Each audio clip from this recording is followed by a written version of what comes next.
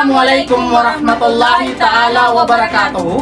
Ako po, si Mara Sagan. At ako naman, si Ardin Pagaw. Ito ang Nabalawag Updates. The regional MAFAR conducted a site visit in the proposed Municipal Government Center of Nabalawag Municipality. Naganap kamakailan lang ang pagbisita ng Ministry of Agriculture, Fisheries and Agrarian Reform MAFAR sa nire-rekomendang lupa na pagtatayuan ng bagong Municipal Government Center ng Nabalawag Municipality. Ang pagbisitang ito ay isinagawa kasama si Aida M. Lulus, ang MAFAR SGA Field Assistant mula sa Nabalawag Municipality. Kasama rin sa pagbisitang ito ang mga kinatawan mula sa Regional MAFAR Office na sina Salahuddin Muhammad Jr., Agrarian Technical Staff, Khadija Abdullah, MAFAR SGA Assistant sa Agrarian Reform Program at si Usop Musanip, MAFAR SGA Field Assistant sa Agrarian Reform Program. Ang pagbisitang ito ay bahagi ng mga hakbang upang masiguro ang matagumpay na implementasyon ng proyekto at upang mapag-usapan ang mga detalye ng planong pagpapatayo ng nasabing Municipal Government Center. Ang pagsusuring ito sa lugar ay isa sa mga hakbang upang mabuo ang bagong sentro ng inaasang magiging malaking tulong sa lokal na pamahalaan at komunidad. The regional MAFAR conducted orientation on School of the Air with the livestock farmers of two selected barangays of Nabalawag Municipality and Cadayangan Municipality. Yuning mapaunlad ang kaalaman ng mga livestock farmers sa rehiyon, isinagawa ng Regional MAFAR ang orientation na tumutok sa mga bagong pamamaraan at teknolohiya sa pagpapalaki ng mga alagang hayop. Bilang bahagi ng inisyatibong ito, binigyan ng MAFAR ang bawat farmer ng radio receiver upang mas madaling makapag-tune in sa mga lecture na magbibigay kaalaman sa kanila. Ang mga lecture ay mapapakinggan tuwing Biyernes mula alas 8 ng umaga hanggang alas 9 ng umaga sa himpilan ng DXYX 95.5 MAFAR Bar upang makakuha ng mahalagang impormasyon na makakatulong sa kanilang mga operasyon sa pagsasaka. Ang nasabing programa ay magtatapos sa Disyembre at layo nitong tiyakin ng mga livestock farmer ay may access sa pinakabago at pinaka-epektibong mga technical na kaalaman sa kanilang larangan. Ang hakbang na ito ay isang bahagi ng patuloy na pagsisikap ng MAFAR na mapabuti ang sektor ng agrikultura sa rehiyon. Para sa karagdagang impormasyon, ito ang naging pahayag ni Supervising Agriculturist Samraida Undong. Assalamualaikum warahmatullahi wabarakatuh. Magandang umaga po sa ating lahat. So, nandito po tayo ngayon sa Barangay Tubias para po magkaroon ng orientation or mabigay ng orientation para dito sa ating enrollees ng School on the Air on free range chicken raising. So, itong programa po na ito is ito po ay binabahagi. Ito po ay programa ng Ministry of Agriculture, Fisheries and Agrarian Reform. Katuwang ang MAFAR Maguindanao or Provincial Office ng MAFAR Maguindanao, and kasama po namin dito ang Special Geographic Area. So ang programa po ito ay meron po kaming 3 municipality or 10 municipality na enrollees po na sasali po dito sa programa. Ibig sabihin po meron kaming tig 15 beneficiaries bawat municipality. So ang sa SGA po is meron kaming 5 munisipyo na kasama po dito sa programa. So kasali na itong barangay na ito, and then isang barangay is sa Nabalawag. So yun po, ang programa na ito is itong mga enrollees po natin is mag-aaral po sila tungkol po sa halal or paano yung proseso or pamamaraan ng pag-aalaga ng halal, ng manok in a halal way. So makikinig po sila sa radio na magpapakinggan po sa DXYH 95.5 Bangsamoro Radio Mindanao every Friday 8 to 9 a.m. Ang mga enrollees po na ito ay series of lecture po yung ibibigay sa kanila. So, ibig sabihin, yung aming mga experts sa regional office, pati sa MAFAR Maguindanao, which is sila din po yung mga expert natin sa halal, sila po yung magiging or magbibigay po ng mga lectures dito sa ating mga enrollees. So, ang MAFAR din po, bahagi po ng programa na ito ay namahagi po tayo ng mga radio dito sa ating mga enrollees para po matutukan po nila itong programa na ito at wala po maging dahilan para hindi sila makakakinig doon sa mga lectures na ibibigay po sa kanila.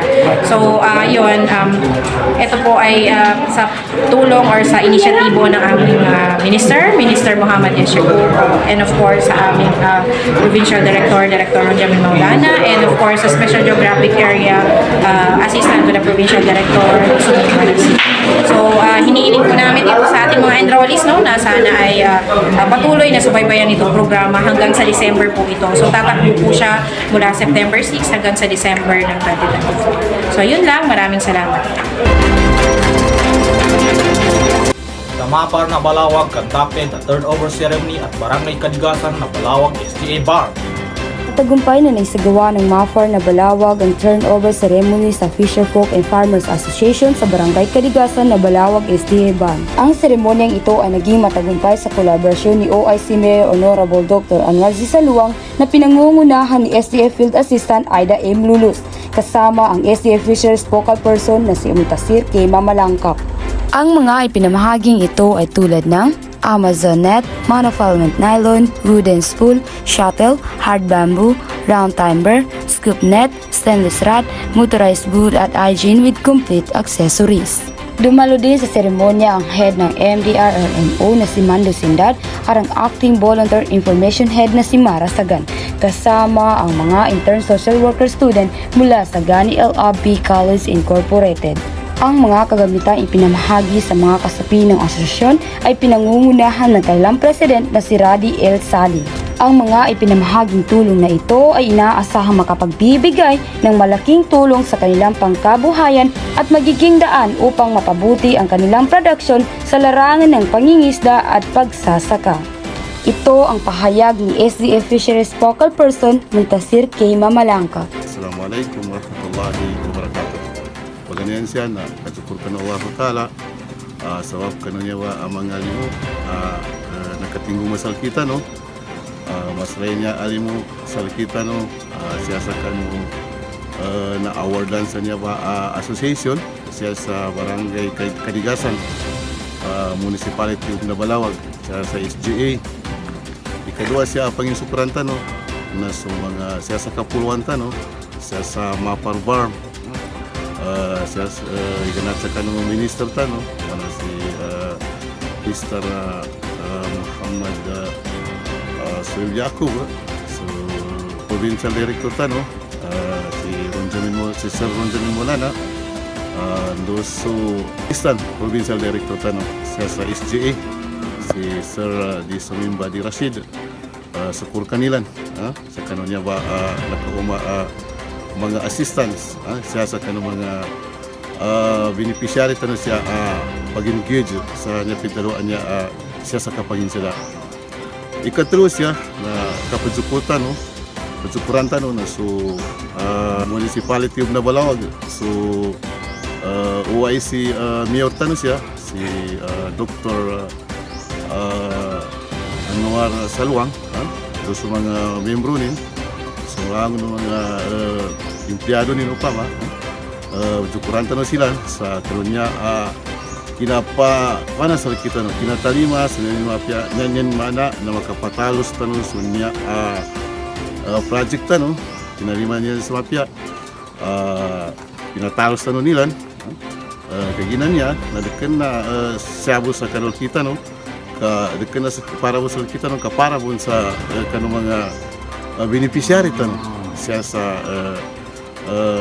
Barangay Upama siya sa Upper Kadigasan paganayan natamalan sa banana need din niya yan mana na nag-improve sa mga sa mga yan mana nagkabagal Upama magnita na tanawa sa tala sa mga kapuluan ganat sa kanong minister tama na sa kanong mga kapuluan provincial level siya sa kanong SJ Upama tama sa kanong municipal level tama din siya sa kitulangan tanong Upama na nganto na Allah Ta'ala ko mo sa mapya kanugulawas mapya uyawag Upama inshallah Ta'ala kanu mapay kasimata na kanu Allah Ta'ala. So ito naman ang naging mensahe ni Radi L. Sali, presidente ng association. Bali, unang-una po ay ang pasasalamat ko po sa MAPAR government At saka unang-una po ay pinasasalamatan ko rin ng una ang barangay namin at saka municipality. Ang pangalawa po ay ang head of MAPAR. Pinasasalamatan ko rin ang pinakamamahal naming MAPAR coordinator si Ma'am Aida Lolos. At saka yung mga kasama niya ay pinasasalamatan ko rin. At kami po ay lubos na nagpapasalamat sa suporta ng MAPAR dahil sa MAPAR ay nabigyan kami ng mga materialis at ang materialis na ito po ay ginagawa para sa ano ba yung tawag sa talik, sa Maguindanao talik. Ang masasabi ko po sa kay Mayor, unang-una po ay sa Municipality of Balawag ay kami po ay nagpapasalamat sir sa ganitong uri ng project na nadumaan sa ating munisipyo. Kami po ay lubos na nagpapasalamat sa iyo sir, sa mga kasamaan mo, sa mga councilors at iba pang mga employer ng municipality ng Nabalawag. Kami po ay lubos na nagpapasalamat na mayroong ganitong uri ng project dito sa barangay namin.